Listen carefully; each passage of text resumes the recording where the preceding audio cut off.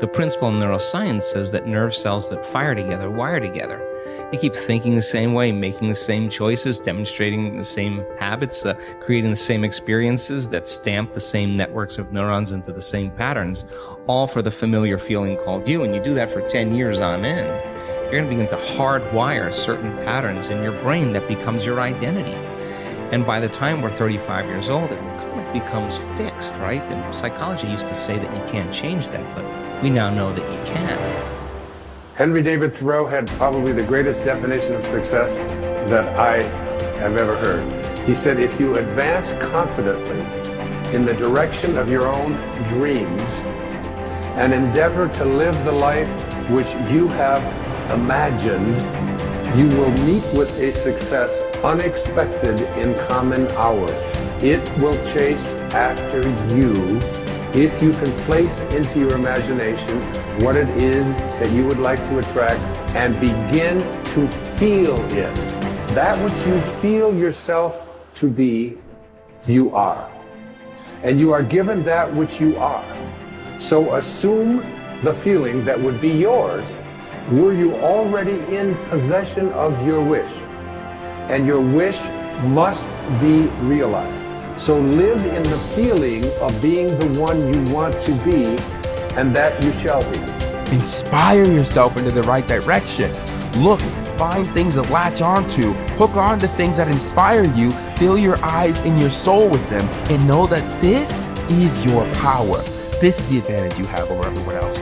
You fill yourself up with things that inspire you and fuel you day after day after day. See, if you're playing it safe, you're not going to win. If you're playing it safe, like that old saying, you were taught when you were a little girl, better to be safe than sorry. Well, that's a bunch of crap. It's not better to be safe than sorry. It's by trying things that you figure out how far you can go. You got to get outside the box. Like it's reported, Edison tried 3,000 ways before he built the incandescent light. He said he didn't fail 3,000 times. He said there was 3,000 different steps to building a light bulb. Well, there's different steps to get to where you're going. And I really do treat winning and losing exactly the same. I do not let it upset me. So as you begin to look at this decade and affirming that this is your decade, as you set goals that will make you stretch, that will bring out the best in you, as you begin to remove the negative, toxic people from your life, as you decide to take some chances in life, and that's one of the things that's very important. Viscard said, if you're not willing to risk, you cannot grow.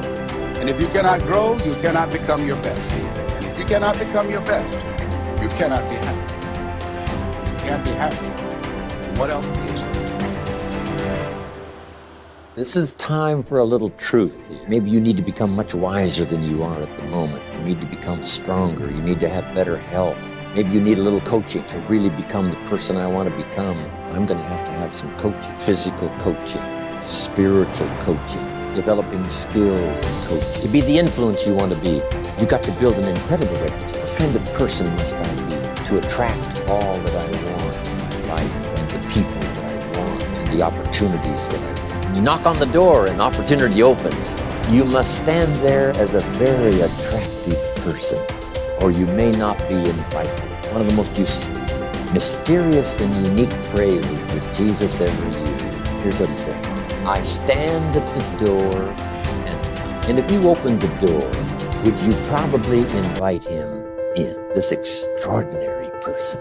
You say, wow, yeah. And he said, if you invite me, I'll come in, sit down, talk things over. For you to be that kind of attractive person, that if you knocked on the door of opportunity and it opened and you stood there, would you be the kind of person that opportunity would say, come right in and sit down and let's talk about the future? What kind of person? One of the major reasons why goal setting doesn't work for some people is that they become bogged down in the how. This is especially true if the goal is a stretch. They want something quite different from their current experiences. However, is that we don't need to worry about the how. We just need to concern ourselves with but if you do get entangled in the detail of how your desires might come about, you immediately close down those millions of channels through which they can reach you. The how is not important. What is important is that you plant the seed of desire. Nourish it with clear visualization of the ripened fruit. Water it with sincere faith. But leave the means to universal mind. Open up your mind. Clear out the channels of thought. Keep yourself in a state of receptivity. Gain a mental attitude in which you are constantly expecting good. It is these positive expectations that are so critical to success. When looking at the tiniest building blocks of life, scientists were astounded to discover that the particles behave differently depending on what the scientists observing them expected. It's the same in your life. We will rise or fall to meet our expectations, or those others after us. No doubt you will have heard of the self-fulfilling prophecy. But do you know who first coined the term? It was a sociologist called Robert K.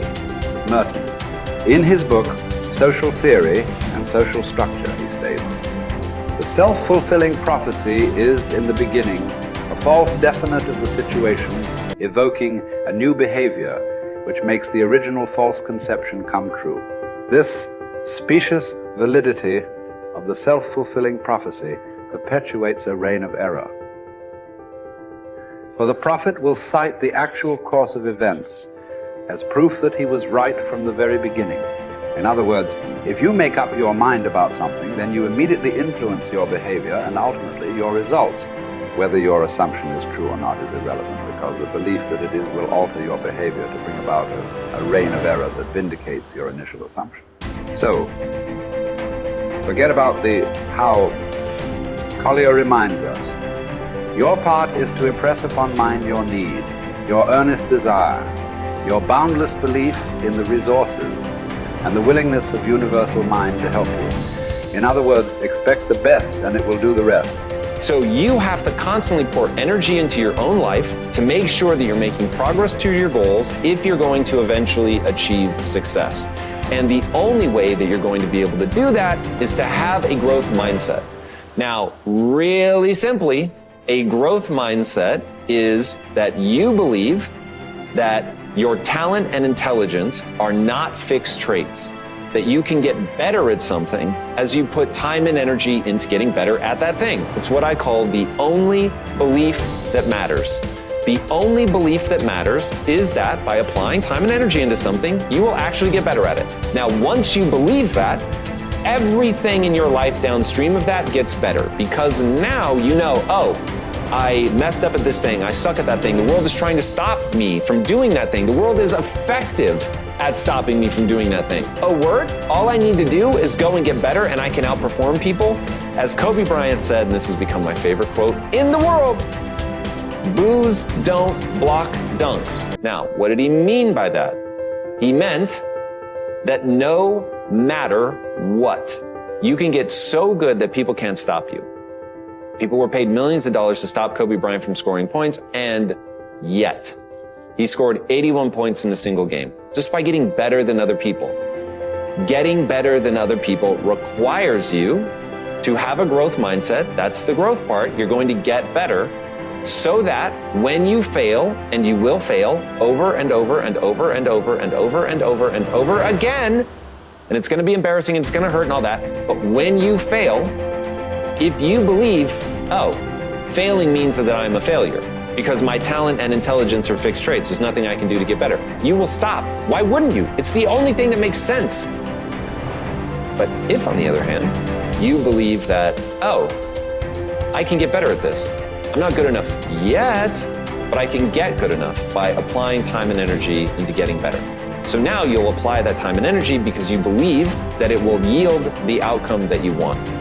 And that is why it is so critical to get your mind right so that you can run that loop of the physics of progress.